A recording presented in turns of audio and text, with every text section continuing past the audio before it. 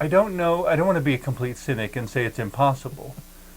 It just always makes me nervous because of how many people want it, how many people have already, millions of people throughout human history have offered counterfeits, and how many people have been hurt by the counterfeits. So that when someone says, I found the light switch, if it's true, it should stand up to any amount of questioning we can throw at it. If it cannot stand up to the questioning, that's the first warning flag to me. That's right. Then you need another light switch. And I believe, as complex as humans are, that there must be an infinite number of light switches. And when somebody says, I have all the answers, or I have your answer, yeah, you should run the other way very quickly. Well, and I'm sure a lot of viewers don't understand wiring. I mean, I'm not a master electrician, but even to the extent that I understand wiring, the idea being that you have a circuit that goes from the power source and it has to make a full loop. There's not just one switch in the line. Oh, yeah. You have to turn on that switch, Yep. and then you have to turn on this one, Right. and then you have to turn on this one too, Right. and there may be another switch after that. Yeah. And until all the switches are turned on, the light doesn't light. That's right. Well, and that's the same way the human mind works, isn't it?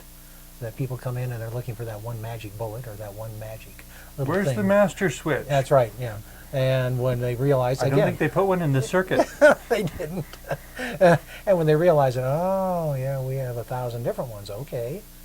But this kind of gets back to life is a journey, not a destination. Oh, it's absolutely true, yeah. But you have to be willing to address whatever is unpleasant along the journey. You have to be willing to address the mud in the path. That's right. And if we're not, then we can't get anywhere. We won't go anywhere. We will just sit. You'll get as far as the first roadblock and stop. That's right, and that's what some people do, but that's not the people that I want to work with. Yeah. I want to offer them a word of encouragement when there's opportunity, but I can never forget that no matter how much I love them, I cannot do for them certain things that they need to do for themselves. That's right.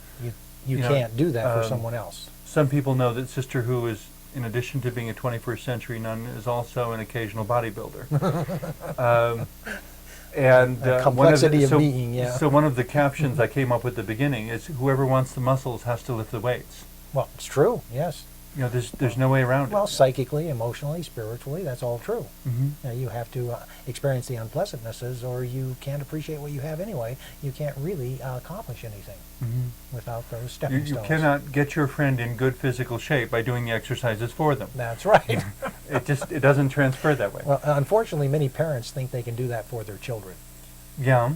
Unfortunately, because it becomes an exercise in futility. Well, it does. I do know of 30-year-olds still living in mom and dad's basement and no idea of even moving out, ever. In and of itself, that's not necessarily bad, but that's a warning flag to me.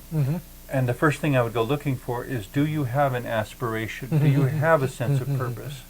Do you have a sense of individuation where, if your parents weren't there, you would still know who you are, and you would still know what to do? Well, in the circumstances or the people that I've known in that situation, the answer to that is no, they don't.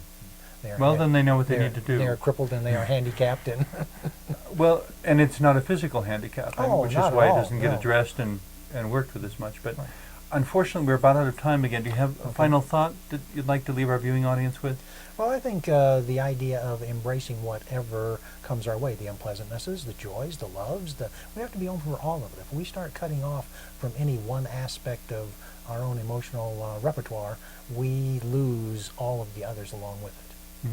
Like taking the string bass out of the orchestra. That's right. Yeah. Because I don't like low notes. Well, then we don't have any contact. Thank you very much for being with me today. Thank you.